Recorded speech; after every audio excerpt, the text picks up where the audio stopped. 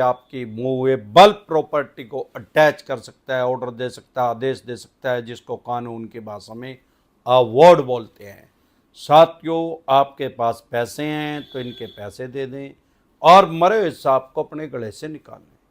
नहीं पैसे हैं तो राहु केतु ग्रह तो क्या करेगा, दुनिया का कोई ग्रह धरती पे आके आपका कुछ नहीं बिगाड़ सकता। और ये चवन्नी छाप तो सौदा ही कुछ नहीं है, इनका यमराज तो ही अमरदीप का ध्यान। साथियों, आज हमारे साथ हमारे क्लाइंट जुड़े टेलीफोनिकली, उन्होंने हमारे से एडवाइस ली। वो थे पुणे में एक जगह का नाम है हिंजावड़ी के थे। उनको प्रॉब्लम क्या आ रही थी? प्रॉब्लम ये आ रही थी कि उनके पास व्हाट्सएप पे नोटिस आया आर्बिट्रेशन का। आर्बिट्रेशन एंड कंसोलेशन एक्ट 1996 के अकॉर्डिंग सेक्शन 62 का सोल आर्बिट्रेटर उसको बोलते हैं, उनका नोटिस आया तो उन्होंने उसको इग्नोर कर दिया। अब इग्नोर कर दिया तो वो कानूनी प्रक्रिया जो है वो स्टार्ट होगी। एक बात समझ ले पहले, अगर आपके पास व्हाट्सएप पे आर्बिट्रेशन का नोटिस आ रहा है या मेल पे आर्बिट्रेशन का नोटिस आ रहा है, सोल आर्बिट्रेटर का नोटिस आ रहा है या हार्ड कॉपी आती है, वो सब की वैल्यू सेम है।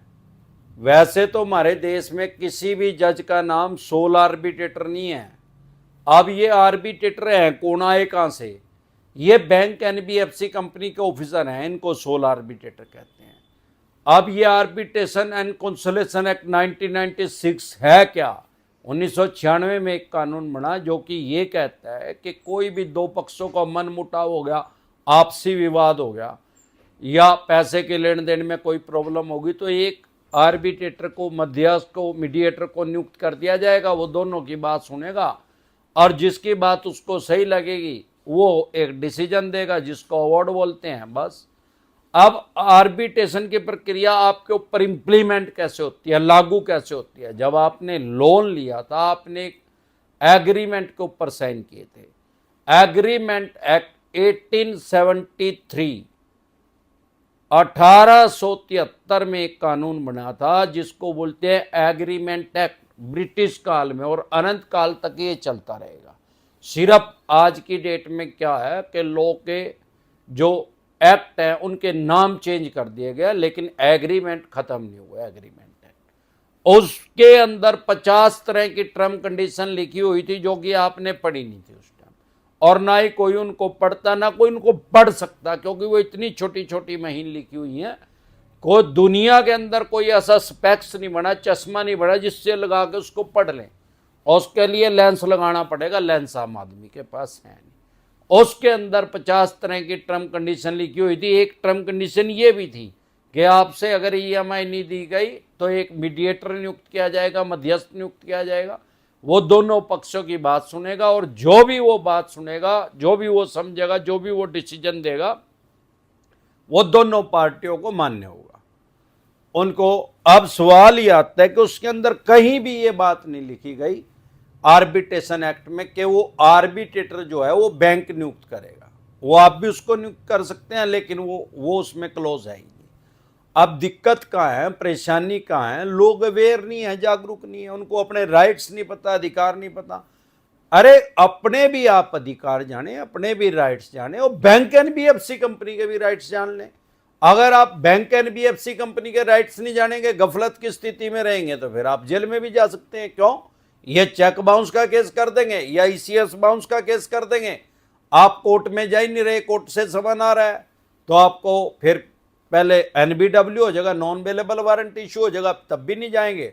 आपको फिर पीओ घोषित कर दिया जाएगा, घोड़ा घोषित कर दिया जाएगा, तब फिर जेल का प्रावधान है। लेकिन हुआ क्या कि लोन की ईएमआई डिफॉल्ट होने से जेल नहीं हुई। जेल कब हुई? जब आपने कोर्ट की अवमानना करी, तब। ऐसे ही जो आर्बिट्रेशन एक्ट है वो आपके ऊपर इंप्लीमेंट तो हो गया, क्योंकि आपने उसके ऊपर साइन कर रखे हैं। अब बहुत से आदमी कहते हैं कि सर हमने तो कोई किसी पेपर पर साइन ही नहीं करे, ऑनलाइन लोन लिया था। अरे ऑनलाइन लोन लिया था तब भी एग्रीमेंट पे आपने एग्री किया था, टेलीफोनिकली एग्री किया था, व्हाट्सएप पे एग्री किया था, मेल पे एग्री किया था, ई वेरिफिकेशन आपकी हुई थी, और तो आपने एग्री किया था, आपने मानना था कि भाई आर्बिट्रेशन करना हो तो कर लेना मेरा। अब वो इसीलिए आपके ऊपर इंप्लीमेंट हो रहा है।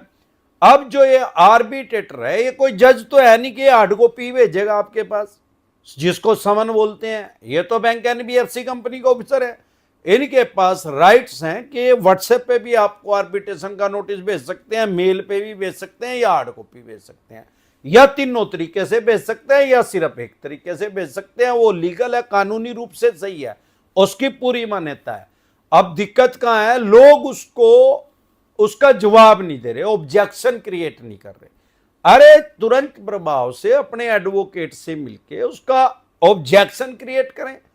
उसमें कुछ पॉइंट ऐसे होते हैं जिसका आर्बिट्रेटर जवाब ही नहीं दे सकता, जो स्पेशलिस्ट है वो उसको निकाल देंगे उसमें से। अरे एडवोकेट का काम क्या है यार, पॉइंट निकालने का, और कुछ काम ही नहीं है उसका। अब वो उसको निकाल के जब उनका जवाब पूछेगा तो आर्बिट्रेटर उसका जवाब नहीं दे पाएगा। अब जब जवाब नहीं दे पाएगा तो वो आर्बिट्रेशन की प्रक्रिया स्टॉप हो जाएगी, रुक जाएगी। अगर वो फिर भी करेगा, 100 में से 1% चांस है, तो वो अनलॉफुल है, गैर कानूनी है, वो उसकी कोई मान्यता नहीं है। अब जो ये हमारे साथ पुणे से हमारे क्लाइंट जुड़े इंजावड़ी से, इनकी क्या प्रॉब्लम आई कि इनका व्हाट्सएप पे आ गया, इन्होंने उसको इग्नोर कर दिया, दोबारा फिर आ गया, फिर इग्नोर कर रहे हैं।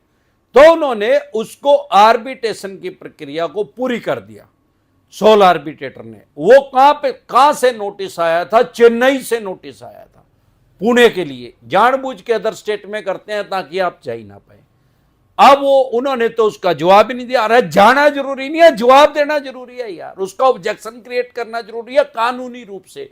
कुछ लोग अपने आप ही कलाकार बन जाए, अपने आप ही उसका जवाब दे दें, या किसी झोला छाप से मिल लेते हैं यूट्यूबर से, वो उसका जवाब दे दें। अब नीम हकीम खतरा है जान यार, जिसको बेरी की दुकान का नहीं पता, घंटा लगेगा वो। तो ऐसे ही स्पेशल अपने एडवोकेट से एक्सपर्ट एडवाइस लेके उसका जवाब दें। अब इन्होंने जवाब नहीं दिया, आर्बिट्रेशन की प्रक्रिया पास हो गई, अवार्ड पास हो गया। अवार्ड पास होने के बाद कोर्ट से ऑर्डर ले आया वो अजोल आर्बिट्रेटर। अब जब कोर्ट से ऑर्डर आ गए तो उसकी चल संपत्ति को टैच कर दिया गया। उसके घर का जो sofa, bed, dining table, gas चूल्हा, सिलेंडर, एसी, जो भी उसकी चल संपत्ति सब उसकी टैच कर ली गई। पुलिस को वो लेके आए अपने साथ। अब उनके पास राइट्स कहां से, अरे आर्बिट्रेशन एक्ट ने दे रखे हैं यार उनको। अब उसने बेवकूफी क्या करी उस आदमी ने कि उसका जवाब नहीं दिया। अब जवाब नहीं दिया, अब सामान अटैच हो गया। अब वो हमारे पास आया, अब सांप चले गया, अब लाठी मारने क्या फायदा है यार। अब तो बड़ा लंबा प्रोसेस है, कब्जा सच्चा झगड़ा झूठा। अब क्या करूं, अब मिलेगा बापा जी का घंटा ले ले, लुगाई को भी दे दे जाके। अब तो नीचे सोने की तैयारी कर भाई, अर्जा भंडारा हो कहीं लवद हो रहा है, वहां अपने बड़कों ले जाकर रोटी खवा लेकर। और क्या करेगा, और कानूनी रूप से क्या कर सकता है, चेन्नई जा, उसी कोर्ट के अंदर जा, चाहे घर से वो 2000 किलोमीटर दूर है, वहीं जाना पड़ेगा।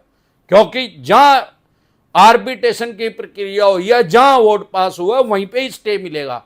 अब वहां भी जाके स्टे लेना पड़ेगा। अब वो क्या है कि कॉम्प्लिकेटेड हो गया, बहुत ज्यादा उलझापूर्ण हो गया। लेकिन शुरू में तो कुछ भी नहीं है यार, वो स्टॉप होएगा। तो इसी तरह से आप गफलत की स्थिति में ना रहें।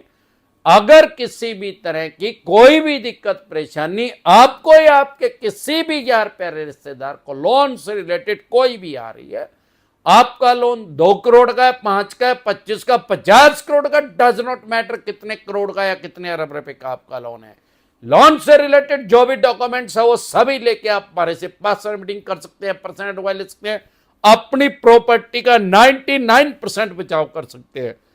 100% क्यों नहीं। अरे अमरदीप कादियान किसी भगवान का नाम तो है नहीं भाई, हम तो लोन के डॉक्टर हैं, हम तो ऑपरेशन कर देंगे। 99% बचाव क्यों हो सकता है, क्यों हम एक्सपर्ट अपने काम के। 100% क्यों नहीं हो सकता। अब 100% तो भाई भगवान तो है नहीं जो 100% बचा लेंगे, वो तो 1% तो भगवान के ऊपर छोड़ना पड़ेगा। अगर किस्मत खराब होगी फिर तो ऊंट पे चढ़ जाओ, वहां भी कुत्ता काटेगा भाई, फिर अमरदीप कादियान कैसे बचा लेगा। अगर आप हमारे से पर्सनल मीटिंग करना चाहते हैं, पर्सनल एडवाइस लेना चाहते हैं, आप लोन से रिलेटेड जो भी डॉक्यूमेंट्स आपके पास हैं वो सभी लेके मेरे से पर्सनल मीटिंग कर सकते हैं, पर्सनल एडवाइस ले सकते हैं। 5 स्टेटों में हमारे ऑफिस हैं। अगर आप दिल्ली से देख रहे हैं तो सीपी में पर्सनल मीटिंग कर सकते हैं, कनॉट पैलेस में। हरियाणा से देख रहे हैं तो कुंडली में, पंजाब से देख रहे हैं तो लुधियाना में, मुंबई से देख रहे हैं तो गोरेगांव में, गुजरात से देख रहे हैं तो अहमदाबाद, दिल्ली दरवाजा पे आप हमारे से पर्सनल मीटिंग कर सकते हैं। इसके अलावा अलग अलग स्टेट में मैं आता रहता हूं टाइमली। अभी भी मैं 10 दिन के बाद, पूरे 10 डे के बाद अपने घर अपनी स्टेट में आया हूं, क्योंकि मैं 4 स्टेटों में अलग अलग जगह अलग अलग क्लाइंटों से मिलने गया था। पहले मैं जा रहा था अमृतसर, वहां अपने क्लाइंट से मीटिंग करी, 2 दिन लगे। उसके बाद मैं चढ़ गया चंडीगढ़, चंडीगढ़ का क्लाइंट आ गया तो वहां पे उससे मीटिंग करी। उसके बाद आ गया कर्नाटक का क्लाइंट, वो आ गया कर्नाटक का बेंगलुरु का, फिर मैं बेंगलुरु चला गया, वहां से फ्लाइट पकड़ के। और उसके बाद आ गया तमिलनाडु का, तमिलनाडु में ऊटी का, फिर मैं ऊटी चला गया। यानी टोटल 10 दिन के बाद आया हूं। बहुत से कमेंट हमारे पास आ रहे हैं कि सर आप लाइव क्यों नहीं आते। अरे भाई लाइव कैसे आऊंगा, मेरी टीम कोई मेरे साथ साथ थोड़ी चलती है। अब जो हमें बुला रहे हैं, किसी का 85 करोड़ का लोन है, 85 CR का है, किसी का 72 CR का है, 72 करोड़ का है, किसी का 112 करोड़ का है, किसी का कितने का है, किसी का कितने का। करोड़ों रुपए वाला ही हमें बुलाते हैं, लाखों वाला कभी हमें नहीं बुलाता। हाँ, कुछ आदमियों की लॉटरी निकल जाती है, क्योंकि आप 5 स्टेटों में तो हमारे ऑफिस हैं, वहां पे तो कभी भी आप हमारे से मिल सकते हैं पहले अपॉइंटमेंट लेके। लेकिन अदर स्टेट में, जैसे कि अमृतसर हमारा ऑफिस नहीं है, चंडीगढ़ हमारा ऑफिस नहीं है, बेंगलुरु हमारा ऑफिस नहीं है, ऊटी हमारा ऑफिस नहीं है, लेकिन इन 4 स्टेटों में मैं अभी आया हूं। अगर वहीं का कोई भी क्लाइंट हमारे से मिलना चाहता है तो वो मिल सकता था। उसको फायदा क्या है भाई, उसकी आने की लेबर बच जाएगी। और दूसरा, अगर किसी का 4-5 करोड़ रुपये का भी लोन है, बहुत कम अमाउंट का है, 5-7 करोड़ रुपए का, वो वहीं पे भी हमारे से मिल सकता है। भाई बेंगलुरु में रहता है तो बेंगलुरु में हम आ ही रहे हैं। ऐसे ही अदर स्टेट में मैं आता रहता हूं टाइमली। आपकी स्टेट में मैं कब आ रहा हूं ये जानने के लिए आप पर्सनल मीटिंग करना चाहते हैं हमारे से, तो आप अपॉइंटमेंट ले सकते हैं। आपकी स्क्रीन पे एक नंबर आया हुआ है, इसको सेव करके सिर्फ व्हाट्सएप मैसेज करें। डायरेक्ट कॉल करें कोई रिप्लाई नहीं आएगा, व्हाट्सएप कॉल करें कोई रिप्लाई नहीं आएगा। व्हाट्सएप मैसेज करेंगे तो तुरंत प्रभाव से रिप्लाई आएगा कि कैसे आप हमारे से पर्सनल मीटिंग करने के लिए अपॉइंटमेंट ले सकते हैं, या टेलीफोनिकली एडवाइस लेने के लिए अपॉइंटमेंट ले सकते हैं। एक बार जोर से मिलकर नारा लगाएंगे, याद है ना, या 10 दिन में भूल गए साथियों। अभी मैं लाइव आऊंगा रात को 9 बजे, डेली मैं लाइव आता हूं, 12 महीने आता हूं अगर अपनी स्टेट में होता हूं। तीजो त्वारो बारो इतवारो, आंधियो तूफानो मीओ बारिशो खांसियो जुकामो नजला बुखारो, लाइव में डेली आता हूं अगर अपनी स्टेट में होता हूं। एक बार जोर से मिलकर नारा लगाएंगे, जय ससुराल वालों की।